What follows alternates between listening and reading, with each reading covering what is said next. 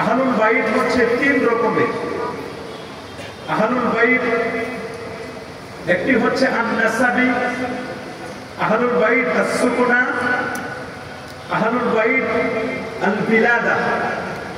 খুব ভালো করে মনে রাখবেন, আহলুল বাইত আন-নাসাবী সেটা হচ্ছে আব্দুল মুত্তালিব এবং তার বংশধরগণ, বিশেষ করে হাশমি গোত্রের যারা, তাদেরকে বলা হয় আহলুল বাইতে নাসাবী। আর আহলুল বাইতে সুকনা যারা, তারা হচ্ছেন আল্লাহর হাবিবের সহধর্মিণীগণ, যারা হচ্ছেন উম্মাহাতুল মুমিনিন, গোটা পৃথিবীর উম্মতের মাগণ। এরা হচ্ছে আহলুল বাইতে সুকনা। পবিত্র কোরআনুল কারীমে যে দুটো জায়গায় আহলুল বাইতের কথা আল্লাহ উল্লেখ করেছেন, সেই দুটো জায়গা মূলত আহলুল বাইতে সুকনা, যারা নবী পরিবারের, বিশেষ করে নবীর সহধর্মিণী, তাদের দিকেই কিন্তু ইঙ্গিত করে বলা হয়েছে।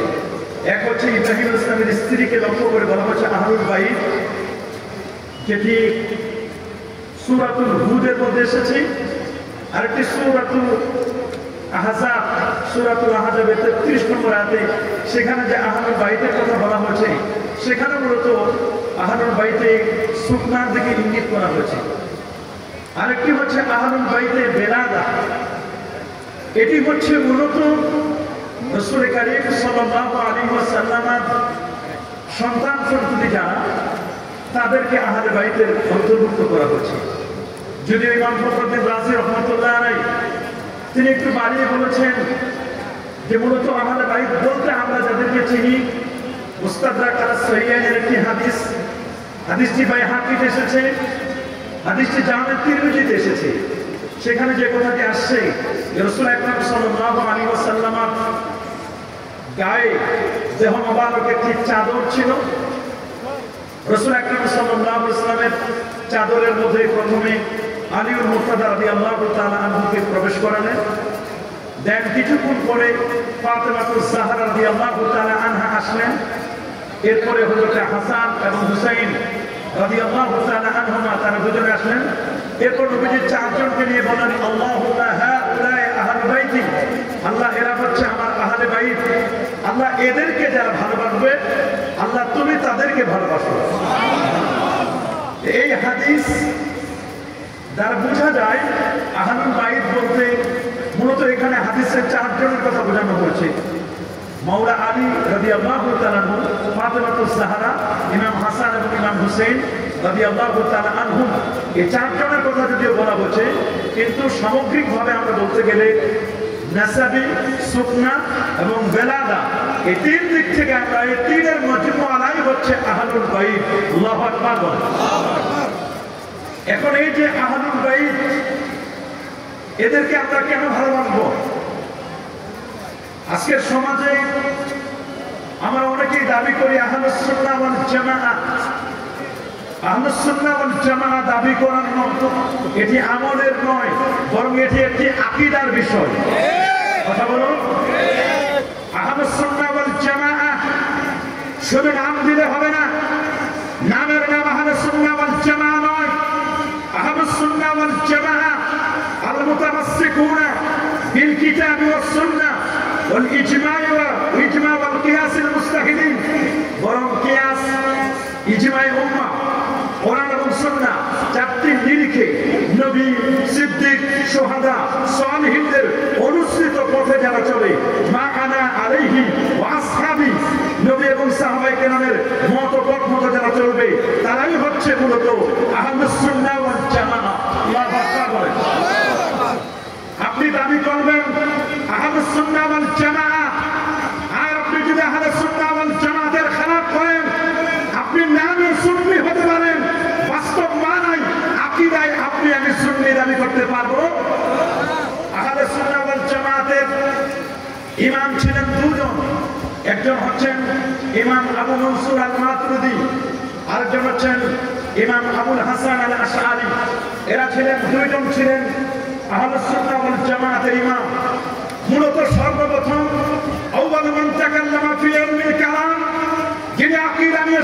সর্বপ্রথম কথা বলছেন তিনি হচ্ছেন ইমামুল আজম আবু হানিফা নুমান ইবনে সাবিত রাদিয়াল্লাহু তাআলা, এবং তিনি কুফা নগরী থেকে বসরায় গিয়েছেন বাতিলপন্থীদের সাথে বাহাস করার জন্য। একবার নয়, দুবার নয়, 22 বার তিনি বাহাস করেছেন বাতিলদের সাথে। আল্লাহু আকবার বলেন। ইমাম আজম আবু হানিফা রাহমাতুল্লাহি আলাইহি তিনি দাস দিচ্ছিলেন, দাস থেকে তিনি মাঝখানে মাঝে মধ্যে তিনি দাঁড়িয়ে যেতেন। জিজ্ঞেস করা হলো, আপনি মাঝে মধ্যে দাঁড়িয়ে যান কেন? তিনি বললেন, আমি মাঝে মধ্যে দাঁড়িয়ে যাই, আমি দেখছি আহলে বাইতের একজন সদস্য, তার অনেক পরের সদস্য, আমি তাকে দেখে আমি সেখানে স্থির থাকতে পারি না। আহলে বাইতকে আমি তাজিম করি, আহলে বাইতকে আমি তাকরিম করি, কারণ আহলে বাইতকে তাকরিম আর তাজিম রেসপেক্ট না করলে ইমানের মধ্যে খললিয়াত এসে যাবে, ইমানের মধ্যে ত্রুটি এসে যাবে। এই জন্য তিনি বারবার তিনি ক্লাসের মজলিস থেকে তিনি বারবার দাঁড়িয়ে যাচ্ছিলেন আহলে বাইতকে তাজিম করার জন্য, তাকরিম করার জন্য। সেই সময় ইমাম আজম আবু হানিফা রাহমাতুল্লাহ আলাইহিকেও শিয়া ট্যাগ লাগানো হয়েছিল। আরে জোরে বলেন নাউযুবিল্লাহ। ইমাম আজম আবু হানিফাকে কম ট্যাগ লাগানো হয় নাই। আজকে আমরাও যদি হযরত আলীর মুর্তাজা রাদিয়াল্লাহু তাআলাকে মহব্বত করি, ভালোবাসি, আমাদেরকে যদি কেউ ট্যাগ লাগাই দেয়, বিভিন্ন নামে আমাদের ব্যাপারে মাঝে মন্তব্য করে, নিঃসন্দেহে যারা আমাদেরকে এরকম ট্যাগ লাগাবে বুঝতে হবে তাদের ইমানের মধ্যে খললিয়াত রয়েছে, ত্রুটি রয়েছে, না হলে এরা কখনো আমাদেরকে ট্যাগ লাগাতে পারে।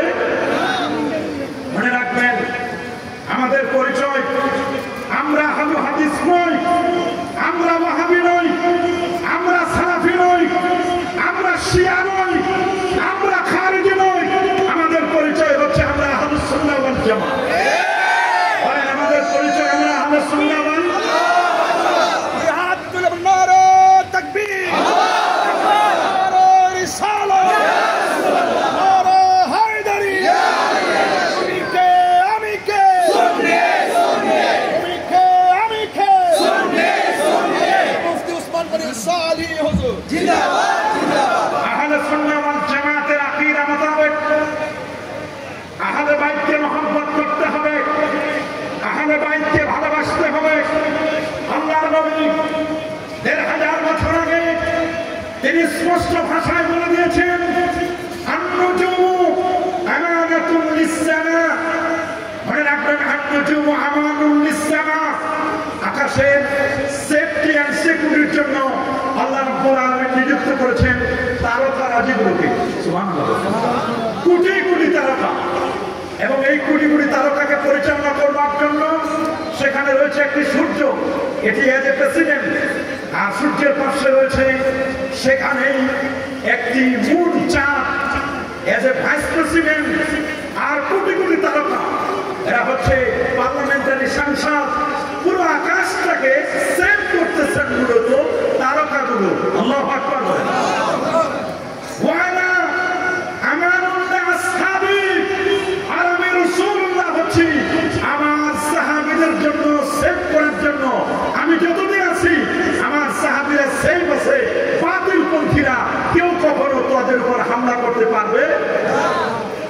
আর আমার আহলে বাইত, আমার আহলে বাইত, আমার উম্মতি, আমার উম্মতের সেফটি এন্ড সিকিউরিটি দিবে মূলত আমার আহলে বাইতেরা। আল্লাহু আকবার বলেন। সুতরাং কেউ যদি এই উম্মতের সেফটি এন্ড সিকিউরিটিকে ভঙ্গ করতে চায়, তাহলে সে যেন আহলে বাইতের ব্যাপারে বিরূপ প্রতিক্রিয়া দেখায়, আহলে বাইতের ব্যাপারে বিসর্জন করে। যদি কেউ আহলে বাইতের ব্যাপারে বিসর্জন করে, বুঝতে হবে ওই লোকটি রাসূলুল্লাহর উম্মতের সাথে বেয়াদবি করছে, রাসূলুল্লাহর উম্মতের বিরুদ্ধে তার মূলত অবস্থান।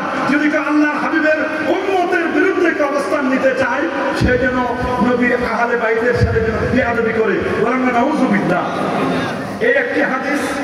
দ্বিতীয় আরেকটি হাদিস আমি বলবো, আল্লাহ নবী বিদায় হজ্জের ভাষণে ব্যক্ত কণ্ঠে তিনি বলে দিয়েছেন, আইয়ুহান নাস তারাকতু ফীকুম আমরাইন, হে মানব জাতি, আমি তোমাদের মধ্যে দুটো জিনিস রেখে যাচ্ছি। লান তাদিল্লু মা ইন তামাসসাকতুম বিহিমা, তোমরা কোনোদিন গোমরাহ হবে না, পথভ্রষ্ট হবে না, শুধু দুটো জিনিসকে তোমরা আঁকড়ে ধরতে পারো। যার একটি হচ্ছে আল্লাহর কোরআন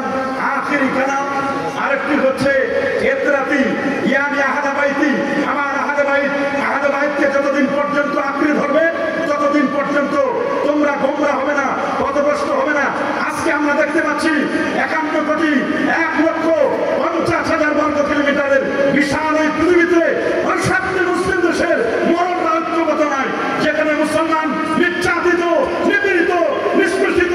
বাইতুল মুকাদ্দাস আজকে আমাদের হাতছাড়া।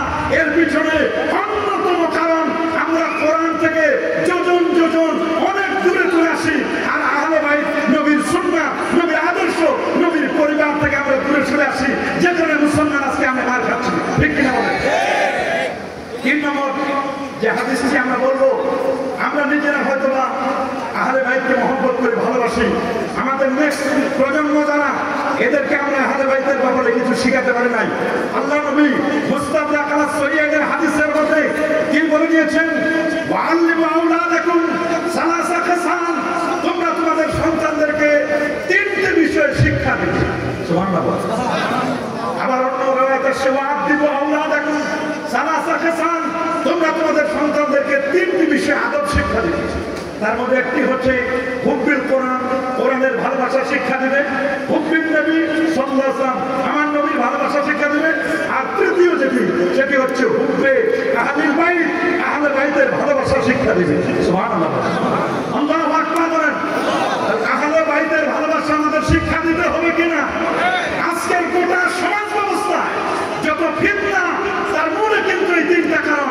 আমাদের সন্তানেরা, তারা যেমন তাদের কাছে কোরআনের ভালোবাসা নেই, অপরদিকে তাদের নবীর ভালোবাসা নেই। আর আহলে বাইতের ভালোবাসা তো অনেক পরের কথা। আহলে বাইত সম্পর্কে তারা জানেও না, চিনেও না, যে কারণে তারা আজকে সমাজের মধ্যে বাজে বাজে মন্তব্য করছে, সাহাবায়ে কেরামদেরকে নিয়ে বিশ্বজ্ঞান করছে। এটা আল্লাহ রাসূল 1000 বছর আগে বলে দিয়েছেন, সায়াকুনু ফি আখিরিজ জামানে কওমুন ইয়াসুবুনা আসহাবি, শেষ জামানায় একটা দল বের হবে যারা আমার সাহাবায়ে কেরাম, আমার আহলে বাইত, এদেরকে গালি দিবে। যদি এদেরকে পাও, কামসুমানের হাদিস, এদেরকে পেলে এদেরকে সালাম দিবে না, এদের সাথে দেখা হবে মুসাফা করবে না, এরা অসুস্থ হলে এদের দেখতে যাবে না। তোমার মেয়ে তাদের কাছে বিয়ে দিয়ে তুমি তাদেরকে জামাই বানাবে না, তুমি বিয়ে করে তাদের জামাই হবে না। আল্লাহু আকবার বলেন। আরে যেমন আল্লাহু আকবার, বড় কঠিন কথা। আল্লাহ আল্লাহ ফি আসহাবি লা তাত্তাখিযু গায়রা ওয়া মান আহাব্বাহুম ওয়া বিহুব্বি আহাব্বাহুম ওয়া মান আবগাদাহুম ওয়া বিবুগদি আবগাদাহুম খায়রু উম্মতি কারনি সুম্মা আল্লাযিনা ইয়ালুনাহুম সুম্মা আল্লাযিনা ইয়ালুনাহুম। আল্লাহু আকবার। যে কারণে ইমাম দারুল হিজরা ইমাম মালিক রাহমাতুল্লাহ আলাইহি, তিনি চেতন ব্যক্তি নয়, যিনি মদিনা মুনাওয়ারায় কখনো জুতা পায়ে দিয়ে হাঁটেন নাই, দোতলা বিল্ডিং এ যখন তিনি কখনো উঠেন নাই। ইমাম মালিক রাহমাতুল্লাহ আলাইহি নুরুল আনওয়ার কিতাবের মধ্যে ইজমার আহাল হবেন কারা, কারা ইজমার যোগ্য হবেন, তিনি ইজমার যোগ্য হওয়ার জন্য ইমাম মালিক রাহমাতুল্লাহ একটি শর্ত করেছেন যে ইজমার যোগ্য হওয়ার জন্য নবী পরিবারের সদস্য হতে হবে, আহলুল মদিনা, মদিনাবাসী হতে হবে। এটা মূলত নবীর পরিবারের প্রতি তাজিম এবং তাকরীমের কারণে বলেছেন।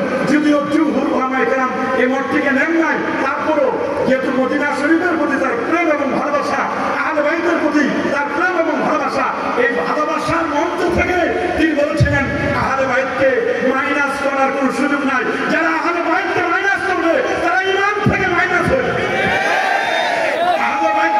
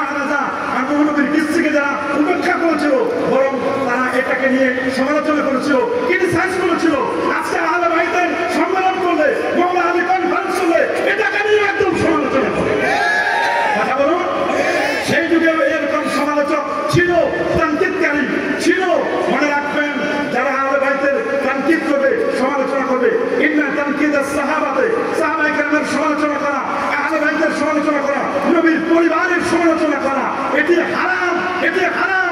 কখনো কখনো ঈমান হারা হওয়ার সম্ভাবনা। বড় কঠিন কথা। যদি কেউ নবীর কিস্তি থেকে কেউ যদি বিমুখ হয় তাহলে হালাকা, সে ধ্বংস হবে। আহলে বায়তকে যদি কেউ ঘৃণার চোখে দেখে এই জমিনে তার কোনো ভালাই তো দূরের কথা, ওটি অভিশপ্ত হবে এবং এই লোকটি এই জমিনে তার ধ্বংস অনিবার্য। 6 নম্বর যে দলিলটি আমি আপনাদেরকে দিতে চাই সেটি হচ্ছে স্পষ্ট করে হাদিসের মধ্যে লেখা যে আহলে বায়তকে ঘৃণা করতে পারবে না কেউ, তবে পারবে একজন।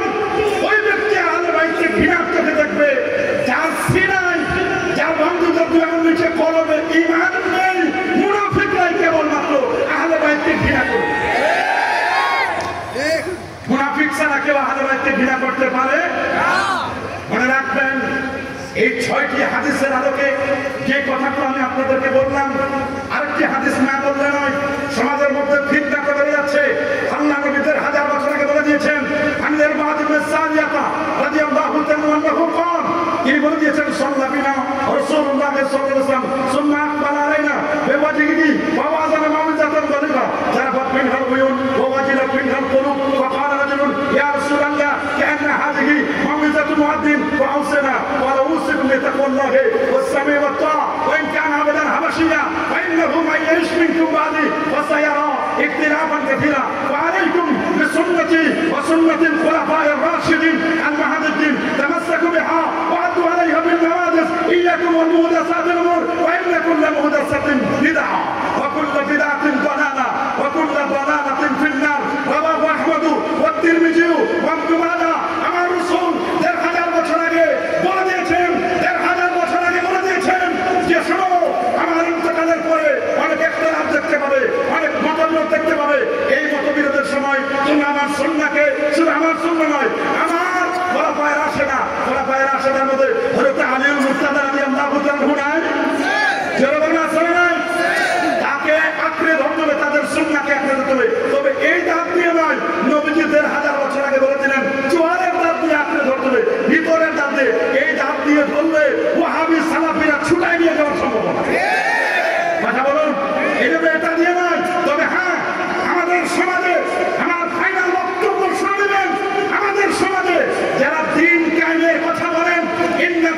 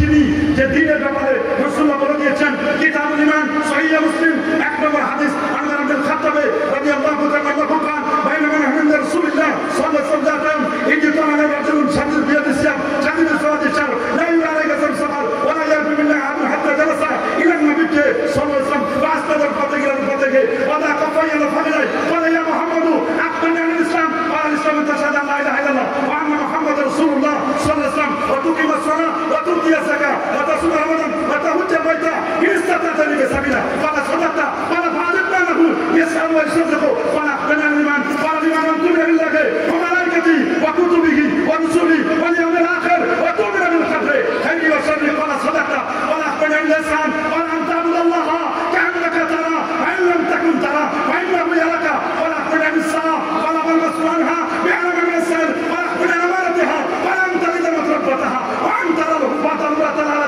رياء الشيء يتطالب في البنيان ثم انطلق قال لبست مليا قال يا عمر أتدري من السائل قلت الله ورسوله أعلم قال فإنه جبرائيل أتاكم يعلمكم دينكم رواه مسلم دين কাকে বলে জিবরিল নবীকে বুঝাই দিলেন দিন কি ঈমান ইসলাম ইহসান তিনটা বাইরে কোন দিন নাই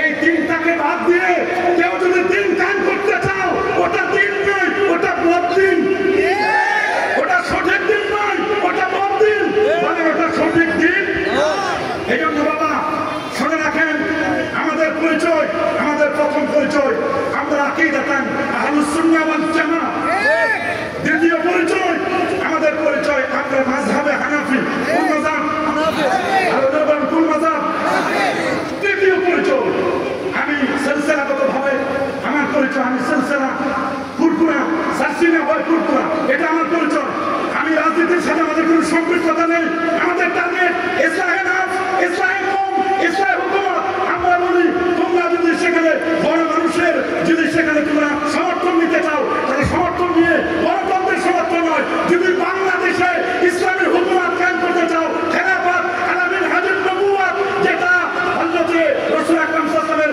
ইন্তেকালের পরে সিদ্দিক আকবর ফারুক আযম উসমান বিন নুরাইন এবং আলী মুর্তজা চারজন খেলাফত আলা মিনহাজুন নবুওয়াত যদি তোমরা সমর্থন নিতে চাও পাবলিকের তাহলে খেলাফত আলা মিনহাজুন নবুওয়াতের সমর্থন নাও এটাই আমাদের দাবি এটা আমাদের দাবি আমরা নববরত খরবরতে আমরা নাই বরং আমরা চাই এই বাংলার জমিনে এদেশকে আবাদ করেছেন আল্লাহ নবীরা এদেশে আহলে বাইত সাহাবায়ে কেরামের ব্যাপারে কেউ বিশ্ববাদ করবে আর নিজেদেরকে খালিদ হিসেবে পরিচয় দিবে আবার অন্তরালে তারা আহলে সুন্নাহ ওয়াল জামাতের ব্যানারে প্রোগ্রাম করবে এটা আমরা তাদেরকে আহলে সুন্নাহ ওয়াল জামাত বলতে পারি কি বলেন আমরা পারি না আমরা কখনো বলতে পারি না আমি আমার পরিচয় বললাম মনে রাখবেন আমরা তরিকায় চিশতিয়া কাদরিয়া মুজাদ্দিদিয়া নকশবন্দিয়া আল্লাহ ওলিদেরকে আমরা মহব্বত করি কথা বলুন এগুলোকে বাদ দিয়ে আপনি যদি দিন কায়েমের স্বপ্ন দেখেন আপনার তো একটা স্বপ্নই থাকবে